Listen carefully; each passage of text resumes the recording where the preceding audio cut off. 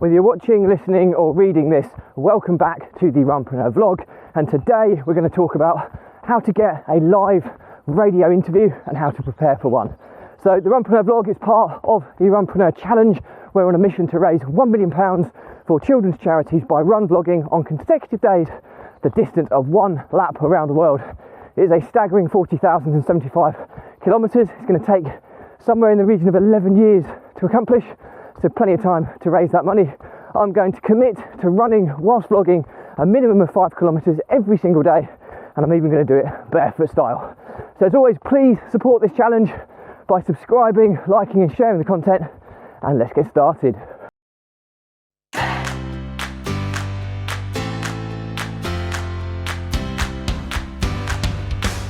So, how to get a live radio interview and how to prepare for one.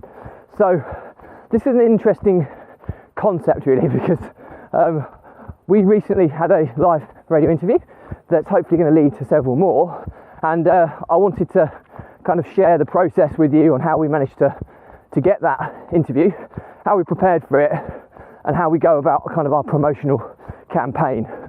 But first and foremost, it is a pretty grim day today.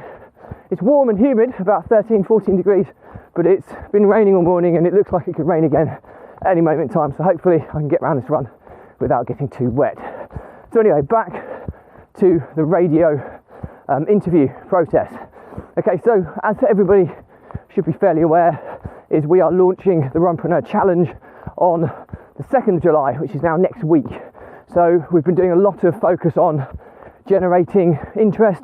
We've been launching lots of different types of content to kind of drive people's awareness of the challenge and what we're doing.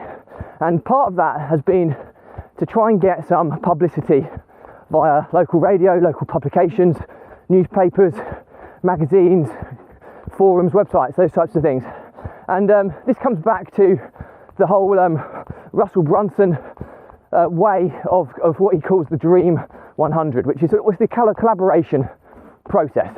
And what we've been doing is we've got a team of people now that the website's all set up, the social profile's all done, is we have a team of people that are just working through a massive list of publications, media agencies, radio stations, all sorts, and we're sending them emails, we're sending them social media messages, trying to drive their awareness of what this challenge is. And we have a kind of a templated email which explains to people what we're doing, and in the hope that they'll respond and want to get involved in promoting the cause or the challenge.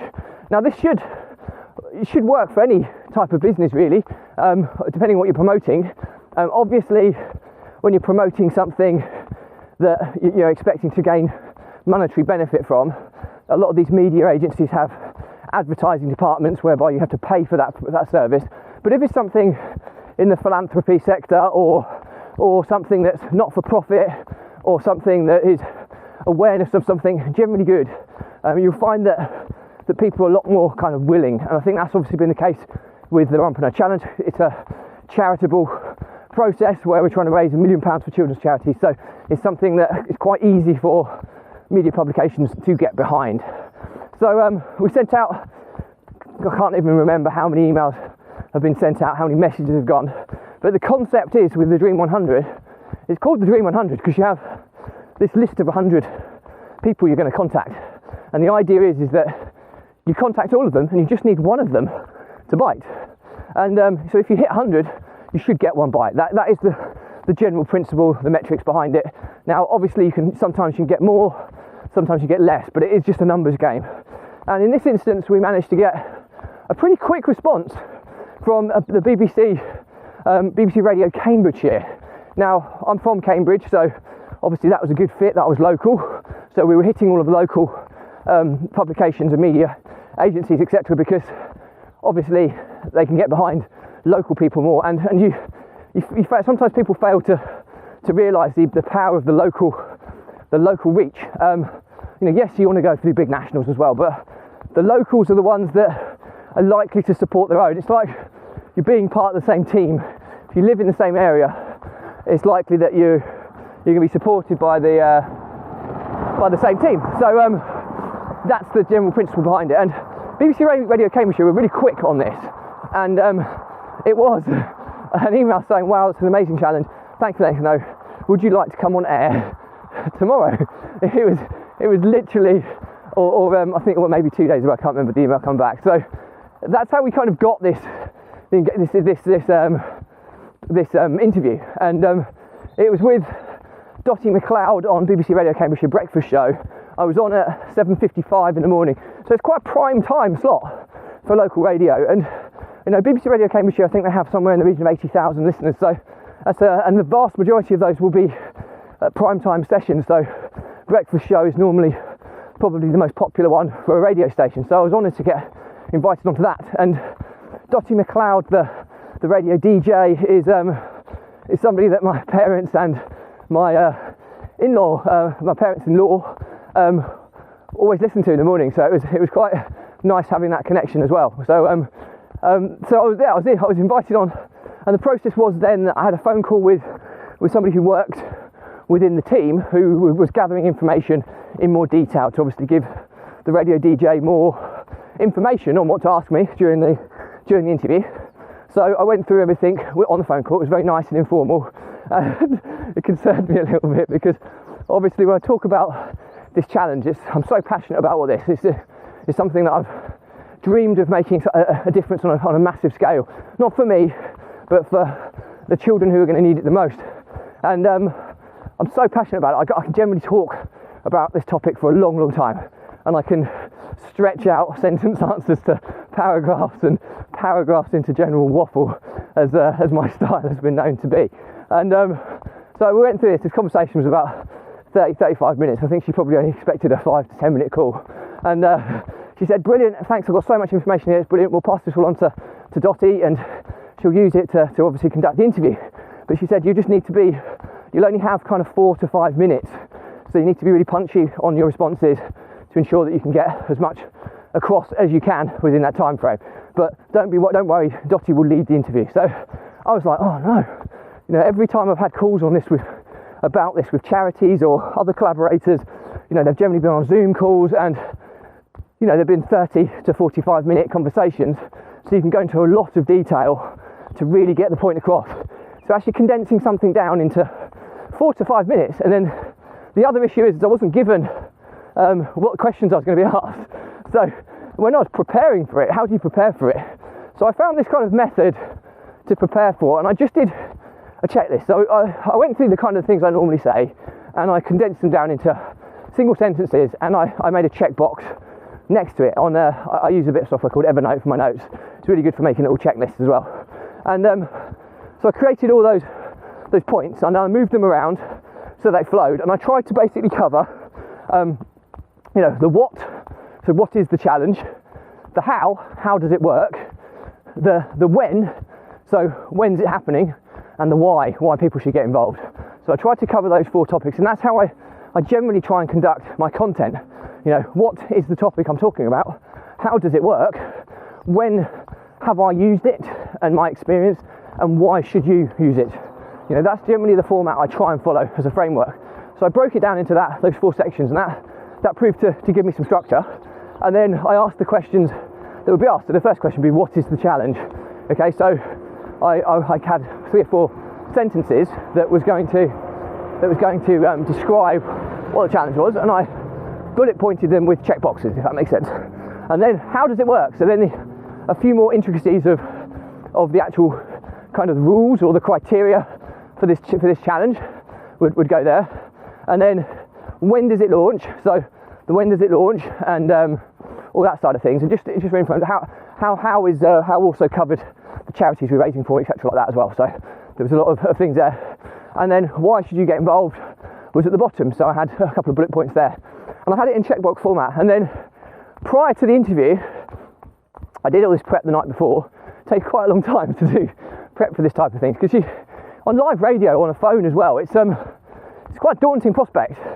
I think I would have probably found it easier being in the studio, but obviously COVID regulations, I have to do it over the phone. And at least in the studio, you can gauge your bearings, you can condition yourself to the surroundings before the interview starts, and you probably get a bit more prep from the producers.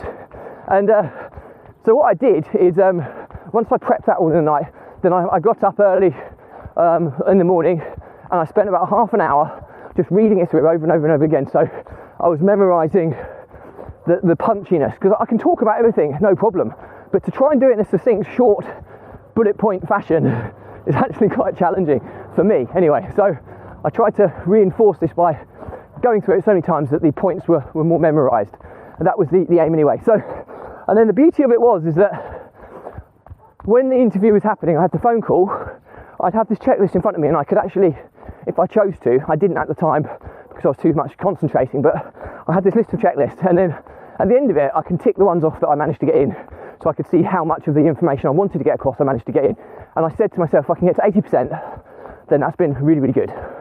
So then the experience, which was it was very bizarre, it was very scary, it was nerve-wracking, because I was told that someone would call me 5 minutes before the interview and just explain how it would work, and then I'd be introduced into the show.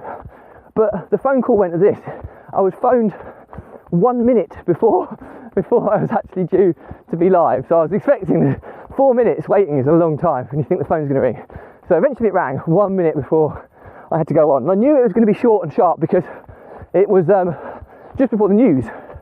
So at the 8 o'clock news. So I knew that my time would be limited. So the fact that I was called at, I think it was 7:54 and I was supposed to be on at 7:55 was very, very scary. And basically what happened was I picked up the phone and said hello, thinking I was going to get a little bit of a brief from the producer, and the conversation went, hi, you're about to go be patched through to be live on BBC Radio Cambridgeshire, good luck.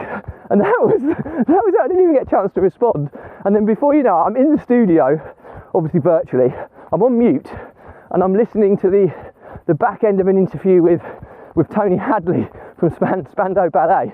So I thought, oh, this is good. I was quite enjoying the interview as it was going, but then it dawned on me that I'm going to be introduced straight afterwards. And I suppose the one good thing is that Tony Hadley, Spandau Ballet, massive band, there'll be loads of people listening to him, so maybe there'll be a few that will hang around a bit longer and hear what I have to say. And then, so that interview ended within within 15-20 seconds, and then I was introduced in. And yeah, it was super nerve-wracking, but the radio presenter, Dr. McLeod, was very, very good, controlled the interview, made it flow really nice and naturally without any awkwardness, and that's a skill in itself. And but the preparation really, really helped me, and I managed to get about 80-85% of what I wanted to get across in a punchy and short fashion. It was quite natural as well. I didn't read it, it was scripted because I've memorised these points and how to say them. That just helped me considerably to avoid that dreaded waffling that you can kind of get if you're not prepared. So that was the experience, that was how it kind of happened. And the really cool thing about this collaboration in particular with BBC Radio Cambridgeshire is because my challenge is an 11-year challenge, they want to do multiple interviews with me over every few months to show how I'm getting on, how much money we've raised, how far we've got. So it's going to get hopefully a really bit of momentum in the local region, because it's the biggest radio station in the local region. Obviously anything that's BBC managed or owned is always going to have a huge following, and they want to kind of document the journey, so much so that I have one of the marketing guys from the BBC coming out to me next week, who's going to spend a few hours with me, coming out on a run, doing some filming, getting loads of content for their social platforms, which is going to be amazing. So that's just one response. We've had the other biggie that I'm really excited about for next week is BBC Children in Need made contact with me, and they said they want to get behind the challenge as well. Now obviously we all know the power and the might of BBC Children in Need in terms of publicity and raising money, everything that's in line with what I'm trying to do here. So really, really excited to have a call with their head of fundraising, head of marketing next week, where hopefully we'll plan how we're going to work together on this and hopefully get lots of publicity, lots of awareness of the amazing charities that I'm raising money for, and hopefully lots of ways in which we can get extra funding in on a donation basis. So that's pretty much it from me today. So the moral to the story, the why should you listen to what I've been saying today, is that the Dream 100 stuff really works, and it kind of snowballs because we've had lots of other smaller bites as well that we're working on, podcast interviews and people allowing us to publish pieces of the promotional video on their websites, etc. So it's going to be a busy week in the build up to launch, which is exactly a week today, and But the Dream 100 stuff really works. And I think you have to commit to it. You have to be aware that it's a numbers game. It's hard work. It's like cold calling via text. And if you hit those right people, you have the right message in what you're sending people, and you follow it up and you have a pipeline, you will get these people that will be prepared to collaborate with you. And if you get a no, park it for a few months, but then revisit. Because a no at the beginning can often turn out to be a yes in the end. If you're persistent enough, and you're not, aggressive in your approach, but persistent is the right term. People sometimes just cave if you've been persistent enough to give you a small amount of time, which is all you're really asking for ultimately. So that's pretty much it for me today. Hope you found that useful. If you've got any questions, drop me a comment. I'll respond to everyone. If it's a bigger topic, I'll do a separate vlog episode and I'll tag you in.